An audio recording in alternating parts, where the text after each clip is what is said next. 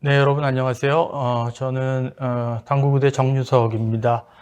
점심 잠깐 브레이크 타임에 저희가 기념 촬영을 잠깐 했는데요. 그때 회장님께서 마스크 쓰고 하는 마지막 그 학술 대회가 됐으면 좋겠다 말씀 주셨습니다. 깊이 공감하면서 오후 세션은 사회 소수자에 관한 공중보건윤리와 쟁점 이런 그 주제로 강의가 이어지겠습니다. 첫 번째 강의는 의과대학 성소수자 건강권과 의료교육과정 이런 제목으로 서울의대 윤현배 교수님께서 강의해 주시겠습니다. 윤 교수님은 서울대 의대 졸업하시고 석박사를 하셨고 내과 전공의 수련을 동병원에서 하셨고요. 현재 서울대 의과대학 휴먼 시스템학과 교수님으로 계십니다. 강의 부탁드리겠습니다. 네, 안녕하십니까. 서울대 윤현배입니다. 오늘 의과대학 성소수자 건강권과 의료 교육과정에 대해서 소개할 기회를 갖게 돼서 기쁘게 생각합니다. 제가 오늘 말씀드릴 내용은 성소수자 건강권과 의료 관련하여 교육과정의 필요성, 그리고 해외 교육과정의 현황, 그리고 서울의대 교육과정 시행 경험, 마지막으로 요약 및 제언으로 마무리하고자 합니다. 국내 트랜스젠더 의료 이용 경험에 관한 연구에 따르면 의료진에게 차별적 대우를 받거나 모욕을 받은 적이 있는 환자가 20%가 넘었습니다. 적합한 의료적 조치를 받기 위해 의료진에게 트랜스젠더나 간성에 대해 가르쳐줘야 한 적도 34%였습니다. 심지어는 의료진에게 치료를 거부당한 적이 있는 환자가 6%에 이르는 것으로 나타났습니다. 이러한 현실에도 불구하고 현재 국내에는 성소수자 관련 의학교육이 많이 부족한 상황입니다. 의과대학은 물론 전공의 수련 과정에도 성소수자 관련 프로그램이 없고 학회 차원의 지식 전달이나 가이드라인도 부족한 상황입니다. 의과대학 학생이나 의료진들이 어떠한 인식을 가지고 있는지에 대해서도 연구된 바가 없습니다. 물론 이러한 현실이 해외라고 많이 다르지는 않습니다. 한 조사에 의하면 학생들의 상당수가 교육과정에 성소수자나 성별 젠더 관련 교육과정이 부족하다고 얘기를 하고 있습니다. 그럼에도 불구하고 미국이나 캐나다의 경우를 살펴보면 의과대학 교육과정에 약 평균 5시간 정도 내용이 필수적으로 포함되어 있는 것을 알 수 있었습니다. 미국 의과대학 협회에서는 이러한 성소수자 관련 교육이 학생들로 하여금 성소수자의 건강에 관련된 인식을 제고하고 이런 환자들에게 높은 질의 의료를 제공할 수 있도록 노력해야 한다고 얘기를 하고 있습니다. 뿐만 아니라 이런 학생들이 이런 성소수자의 권리를 옹호하는 데도 앞장설 수 있도록 노력해야 한다고 주장하고 있습니다. 뿐만 아니라 홈페이지 등을 통해서 이러한 교육들을 잘 시행할 수 있도록 다양한 자료들을 제공하고 있었습니다. 교육과정을 준비하면서 몇 개 의과대학의 사례를 벤치마킹하게 되었는데요. 워싱턴 스쿨 오브 메디슨 경우에는 LGBTQ 헬스 패스웨이라는 것을 운영하고 있었습니다. 이 과정의 특징은 일부 이론 강의와 실습으로 이루어져 있는데요. 이러한 과정을 학생들이 선택해서 마치게 되면 서티피켓을 주게 되어 있고 이러한 서티피켓을 전공이 지원할 때 낼 수 있도록 하고 있었습니다. 한편으로 하버드 의과대학에서는 2016년에 최초로 실습으로 구성된 선택과정을 개설한 것으로 나타났습니다. 이 과정은 현재 성소수자 진료를 실제로 하고 있는 의료진들에게 학생들을 보냄으로써 학생들이 졸업 후에 성소수자 진료를 직접 할 수 있도록 교육을 시키고 있었습니다. 뿐만 아니라 하버드 의과대학은 졸업한 의료인들이 계속해서 평생교육을 받을 수 있도록 다양한 교육 자료를 제공하고 있었습니다. 이러한 해외 벤치마킹을 토대로 국내에서도 이러한 성소수자 건강권과 의료 교육과정을 시작하기 위해서 서울대에서는 올해 처음으로 4주 과정으로 개설을 하였습니다. 의학과 2학년 학생들을 대상으로 하였고 올해는 총 12명이 참여하였습니다. 방역 수칙을 지키면서 대면 수업으로 진행하였습니다. 이 교육과정의 목표는 학생들이 장차 미래 의료인으로서 다양한 성적 정체성과 지형을 가지고 있는 환자를 편견 없이 대하고 적극적이고 우호적인 자세로 성소수자의 건강 및 삶의 질 개선에 동참할 수 있도록 하는 것이었습니다. 이 과정은 4주로 구성되었는데요. 1주차에는 성소수자 건강권과 인권, 그리고 해외 교육과정 현황을 살펴보았고요. 2주차에는 성소수자 건강권 연구 및 환자 경험에 대해서 알아보았습니다. 3주차에는 성소수자를 위한 의료 접근에 대해서 살펴보고 진단 기준과 정신과적 상담에 대해서 알아보았습니다. 마지막 4주차에는 성소수자 친화적 클리닉 및 면담 실습을 진행하였습니다. 1주차에는 성소수자의 개념, 또 용어부터 시작을 했고요. 그리고 성소수자들이 겪게 되는 사회적 혐오와 차별, 그리고 이게 이로 인해서 생기는 건강 불평등과 또 이를 개선하기 위한 노력에 대해서 알아보았습니다. 이런 노력의 일환으로 의과대학이나 의료인들을 위한 교육과정의 필요성에 대해서 알아보았고요. 국내에는 아직 교육이 없었기 때문에 해외 현황 등을 알아보았습니다. 2주차에는 성소수자 건강권과 관련한 국내 연구 현황을 같이 살펴보았습니다. 스트레스 회복 모형도 같이 알아보았고요. 성소수자들이 겪는 혐오와 차별이 정신건강에 어떻게 영향을 미치는지, 또 인해서 일반 인구와 어떠한 건강 격차가 생기는지 알아보았습니다. 그리고 성소수자 HIV 환자들이 어떠한 진료 경험을 갖고 있는지도 함께 나누었습니다. 3주차에는 의료 접근에 대해서 직접 살펴보게 되었는데요. 성소수자 환자를 진료하기 위해 기본적으로 필요한 병력 청취와 신체 진찰부터 시작을 해서 건강검진, 호르몬 치료나 수술적 접근에 대해서 알아보았습니다. 그리고 성소수자 친화적 의료 환경이라는 것이 어떤 것인지 살펴보았습니다. 성별 정체성 진단 기준이 그동안 역사적으로 어떻게 변해왔고 어떤 의미를 가지고 있는지 살펴보았고, 트랜지션을 겪고 있는 환자들이 어떤 정신과적 상담이 필요하고 지원할 수 있는지 알아보았습니다. 마지막 4주차에는 성소수자 친화적 클리닉을 운영하고 있는 산림의원을 직접 방문할 기회가 있었는데요. 서비스 디자인에 대해서 살펴보고 의원에 있는 성중립 화장실도 직접 살펴볼 수 있었습니다. 또한 사회적 의료협동조합으로 운영되고 있는 산림의원이 어떻게 성소수자 친화적 클리닉을 운영할 수 있었는지에 대해서도 알아볼 수 있었습니다. 마지막으로는 이 과정을 통해 직접 개발한 진료 면담 역할극을 함께 실습을 해보았습니다. 이 과정에서는 총 3개 사례의 역할극을 개발하게 되었는데요. 첫 번째는 커밍아웃한 딸과 함께 정신과 상담을 위해 방문한 어머니 사례였고, 두 번째는 성전파 질환 증상으로 내원한 동성애자 남성 환자의 케이스였습니다. 세 번째는 건강검진 및 건강관리에 대한 상담을 위해 내원한 트랜스젠더 남성이었습니다. 학생들은 조별로 이 사례들을 가지고 연습을 한 후에 앞에 나와서 동료 학생들 앞에서 실제로 시연을 해보았고, 마친 후에는 동료 학생들과 강사진으로부터 피드백을 받았습니다. 실제 실습을 한 모습을 짧게 보시도록 하겠습니다. 혹시 환자분 이전에 진단받은 병이나 아니면 지금 하고 계신 치료 또는 수술 같은 거 받으신 적이 있을까요? 좀 사정 있어가지고 좀 호르몬을 좀 먹고 있어요. 어떤 호르몬인지 여쭤봐도 될까요? 이 과정을 마치고 나서 학생들에게 과정에 대한 만족도와 의견을 받았습니다. 보신 것처럼 학생들은 과정에 전반적으로 만족한 것으로 나타났습니다. 과정의 교육 목표나 기대했던 바, 그리고 참여유지 수업에 대해서 만족한 것으로 나타났습니다. 만족도뿐만 아니라 학생들의 이해나 인식에 대한 변화도 조사를 해보았는데요. 교육 전후로 설문조사를 시행했었습니다. 보신 바와 같이 교육 전에는 개념이나 그다음에 연구 결과, 그리고 환자 경험에 대해서도 잘 알지 못하였고, 특히나 병력 청취에 대해서도 자신감이 많이 없는 것을 알고 있었습니다.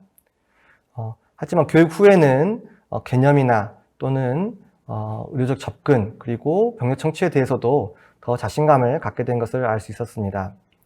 물론 인식 변화도 있었습니다만 이 과정이 관심 있는 학생들이 선택해서 한 과정이다 보니까 다른 영역에 비해서 교육 전에도 관심이 많았고 교육 후에도 그걸 유지되는 것을 알 수 있었습니다. 아래에 보시면 학생들이 이 성소수자 관련된 교육이 의과대학에 많이 부족하다고 생각을 하고 있었고 앞으로 더 많은 교육이 보완된다고 생각하고 있었습니다. 학생들의 소감과 의견도 자유롭게 받았었는데요. 말씀드린 것처럼 이러한 교육이 정규 교육과정에 포함되어 있지 않는 것에 대해서 많이 아쉬워했고 평소에 쉽게 접하기 어려운 주제에 대해서 배울 수 있어서 좋다고 하였습니다. 또 성소수자 건강 관련된 활동, 연구, 진료에 참여하고 있는 강사진으로부터 생생한 경험을 들을 수 있어서 좋았다고 하였습니다.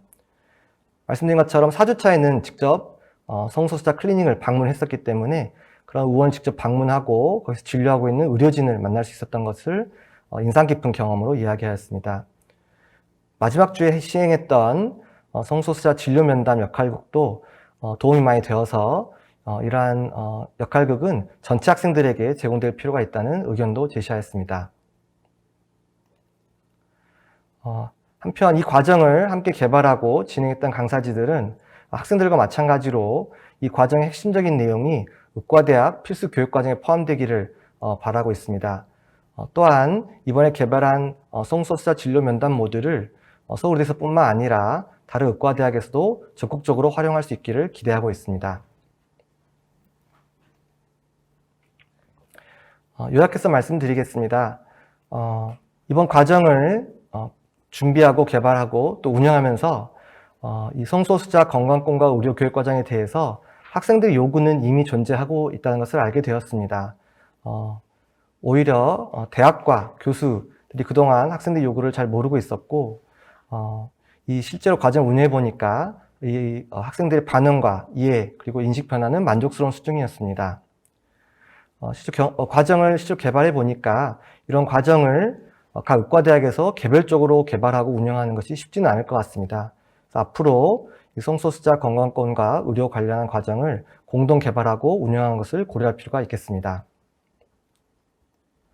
올해 서울의대에서 성소수자 건강권과 의료 과정을 최초로 개설한 것을 계기로 전국 의과대학에서 관련된 과정이 많이 개설될 수 있기를 바랍니다. 감사합니다.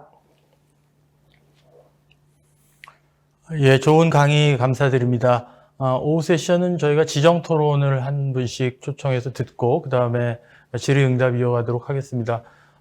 김도경 교수님 지정 토론 해주시기 바랍니다. 김도경 교수님은 동아대에서 학사, 석사 하시고 내과 전공하시고 이화여대에서 의학 박사를 취득하셨습니다. 예, 토론 부탁드리겠습니다.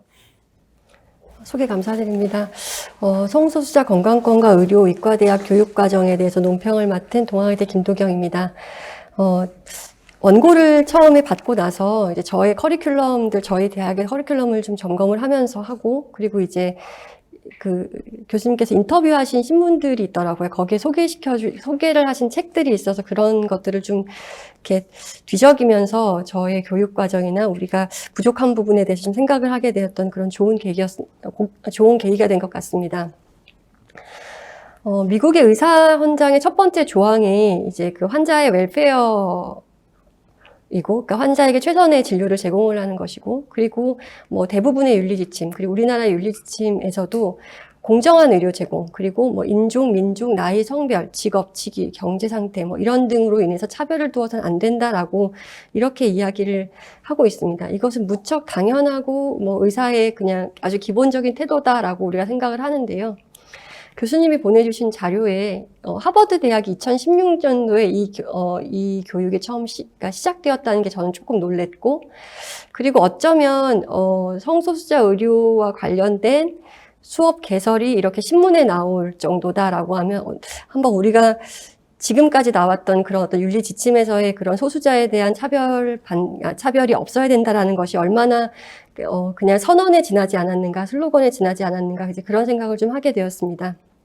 예, 성소수자 건강권에 대해서 의과대학에서 이렇게 수업이 개설된 것은 굉장히 반갑고, 이론을 넘어서 현장 강의, 그리고 CPX까지 포함된 굉장히 알찬 수업의 예시를 보여주셔서 굉장히 좋은 기회가 되었다고 생각합니다. 저는 이제 그 교육 후에 학생들이 변화된 것들을 보여주셨는데요. 저는 교육 전에, 우리가 이렇게 부족하구나에 대해 생각을 좀 하게 됐습니다. 특히, 필요한 병력 정치나 이런 것들에 대해서 잘 하지 못하는 것도 있고, 그런데 이게 단순히 학생들의 문제가 아니라 지금의 의료진도 그렇고, 저 역시 마찬가지일 거다라는 생각을 좀 하게 되었습니다. 그리고 때로는 성소수자 논의가 굉장히 중심이 될 것 같은 젠더 이슈조차도 거기에서도 주로 페미니즘이나 남성의 문제를 다루지 성소수자 문제가 지금 우리 사회에서 소외되고 있지 않는가라는 생각을 하게 되었습니다. 이것은 이제 KAMC에서의 제가 소수자를 검색을 했더니 딱 2군데가 나오더라고요. 이렇게 어려움을 공감할 수 있다, 마찬가지로 공감적 이해를 할 수 있다. 이제 이런 것이 있는데, 실제로 이들에게 정말 건강권을 보호하기 위해서 좀 방안들이 좀 논의가 돼야 될 것 같고, 제가 논평이긴 하지만 너무나 죄송스럽게 논평보다는 질문을 더 많이 준비를 했습니다. 그래서 좀 제가 이 슬라이드 미리 보면서 이게 느꼈던 질문들을 먼저 보여드리겠습니다. 첫 번째는 성소수자 건강권과 의료 같은 주제가 이제 다수의 의과대학 교과과정 그리고 의료인의 평생학습 과정으로 이제 확산이 되었으면 좋겠다라고 말씀을 하시는데, 좀 부끄럽지만 성소수자라는 용어 자체를 불쾌하게 여기시는 이제 의사 선생님들도 계시고, 이제 그런 어려움들이 좀 있는데, 이를 극복하기 위해서는 어떻게 해야 되는지 첫 번째 질문이고요.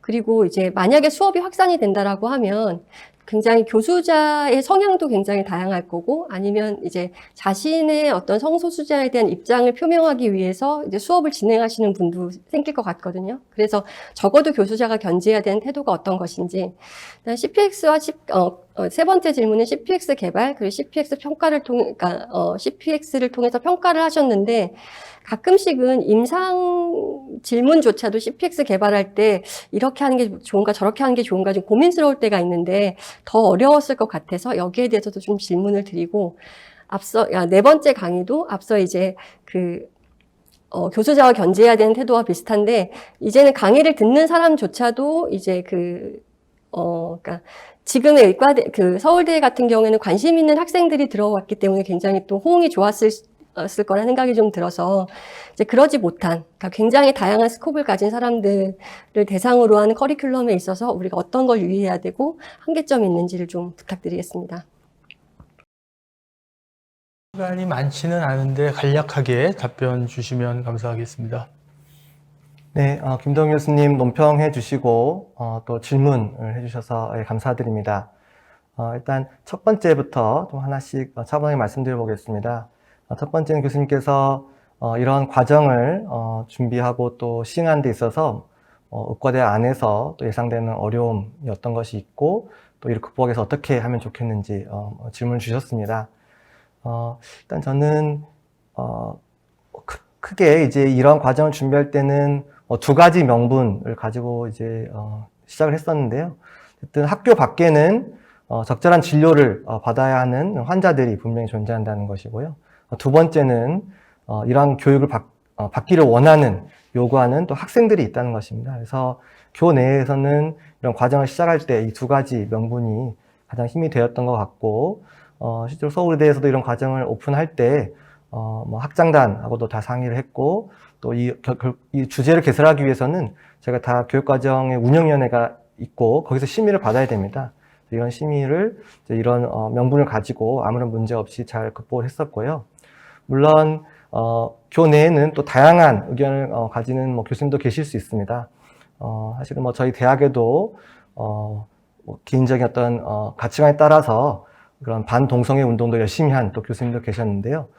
최근에 또 은퇴를 하셨습니다. 네, 그래서 결국에는 사회가 또 변해가고 또 젊은 학생들도 계속 들어오기 때문에 그 학교의 어떤 문화나 이런 것도 많이 변할 거라고 생각합니다.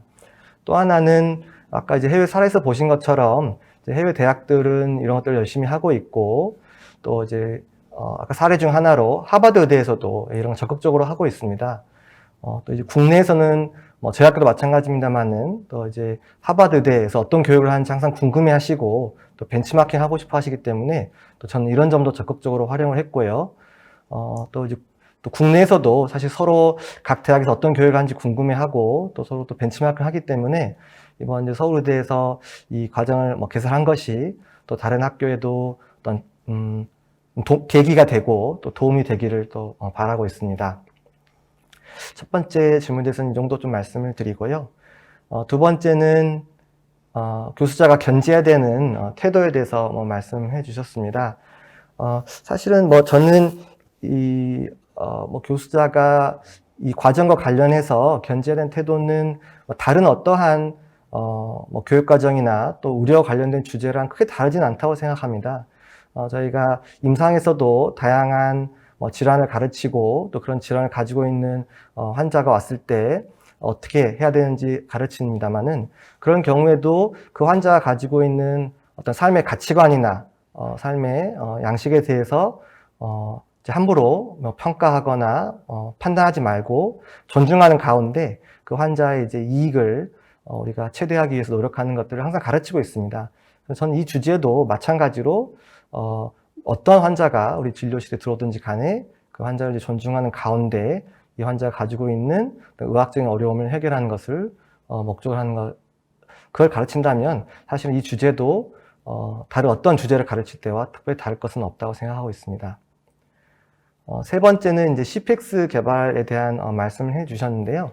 사실 이제 아직은 그 초창기 단계인 것 같습니다. 이 CPX를 가지고 제가 이제 아직 평가를 한 건 아니었고요. 아직은 이제 교육적인 목적으로 처음 시도해 본 것이고, 이게 이제 평가까지 어떤 이어지기 위해서는 많은 이제 보완과 또 발전이 필요할 것 같습니다.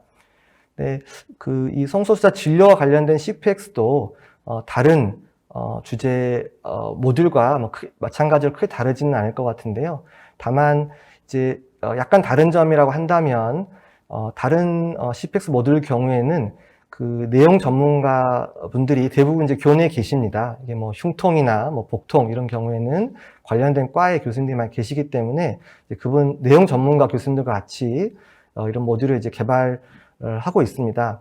근데 이제 아직 국내 여건상 이제 주로 대학과 대학병원 내에는 성소수자 진료를 하신 분들이 많이 계시지는 않기 때문에 저희 경우에도 이 CPX 모듈을 개발할 때는 교내에 있는 교수진과 주로 이제 밖에서 성소수자 진료를 실제로 많이 하고 있는 경험 있는 의료진이 함께 개발을 했었습니다. 그래서 그런 내용적인 보완을 함께 이루었었고요.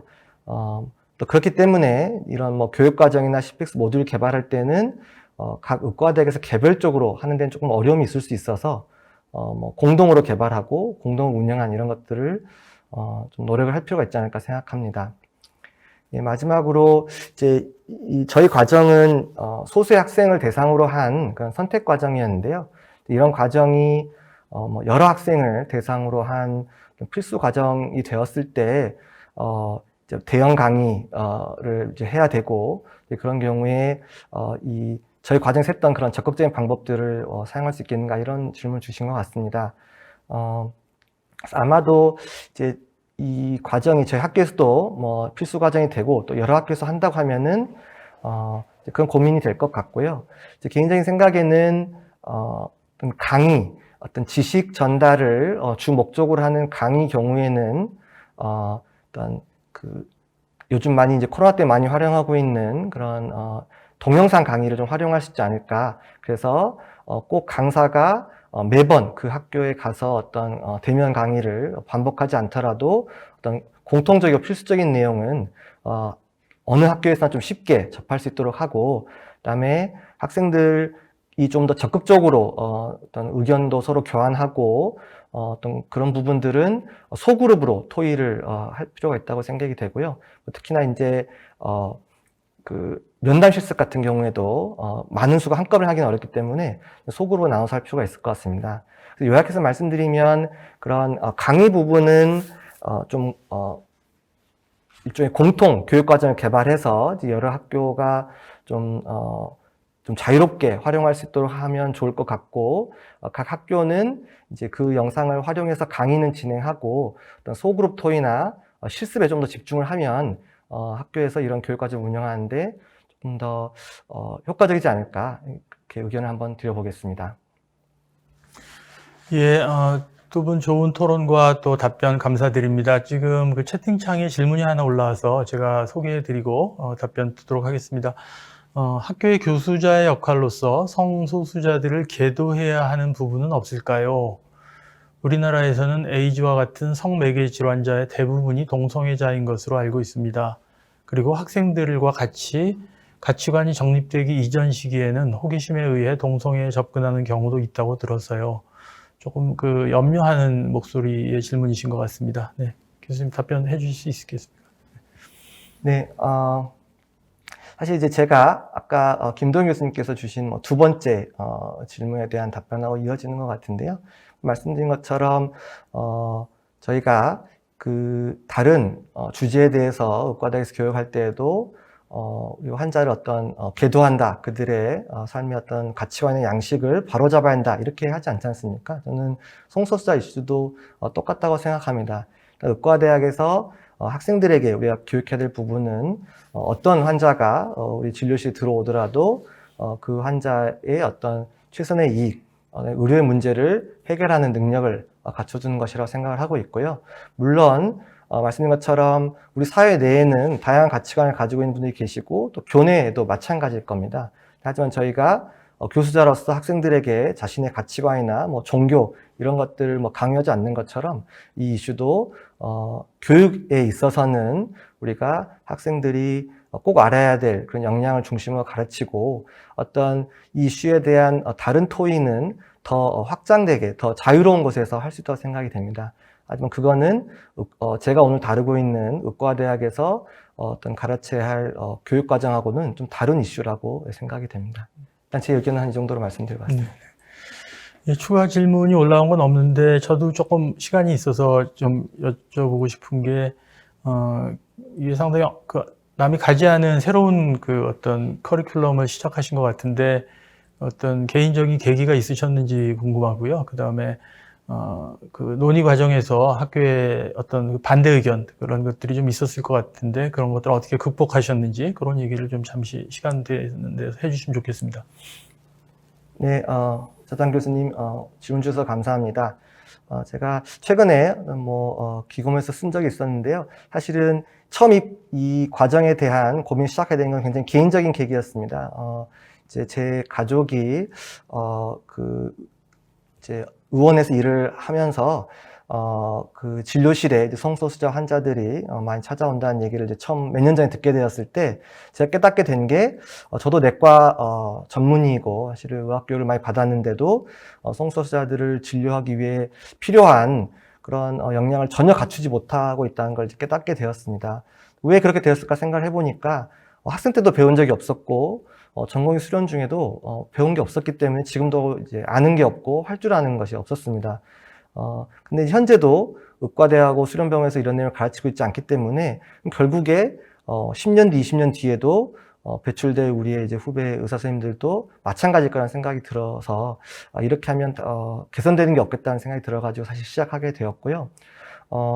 그 많은 분들께서 이제 궁금해하시고 걱정하시는 거에 비해서 사실 아까 잠깐 소개드린 것처럼 저희 학교에서 이 과정을 개설할 때는 사실은 특별한 문제는 없었고 아주 부드럽게 잘 진행이 됐습니다. 그래서 말씀드린 것처럼 다른 주제와 마찬가지로 똑같이 교육과정운영위원회에서 이 주제나 또 실라부스가 충실한지 학생들한테 도움이 될지 평가를 해주셨고 통과가 되어서 이제 할 수가 있었고요.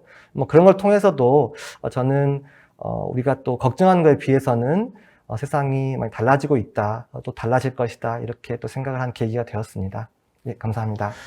네, 마지막 질문 짧게. 네, 성소수자 의료 수업을 개설하실 때 워싱턴 주립대 하버드 외에 어느 학교 과정 또는 자료가 도움이 되셨는지 궁금합니다. 이런 질문이 있습니다. 대답해 주시면. 네, 제 강의 슬라이드 잠깐 나왔습니다만은 이 두 학교뿐만 아니라 대표적으로 AAMC 미국 의과대학 협회에서 그런 홈페이지를 통해서 다양한 교육 자료나 교육 영상, 심지어는 CPX 모듈 이런 것들도 올려놓고 있었습니다. 저희도 다 접근 가능한 상황이고요. 교수님께 한번 찾아보시면 많은 도움이 되실 것 같습니다. 네, 감사합니다. 네, 그러면 두 분 토론자 이걸 보내드리도록 하겠습니다. 네, 좋은 토론과 강의 감사드립니다.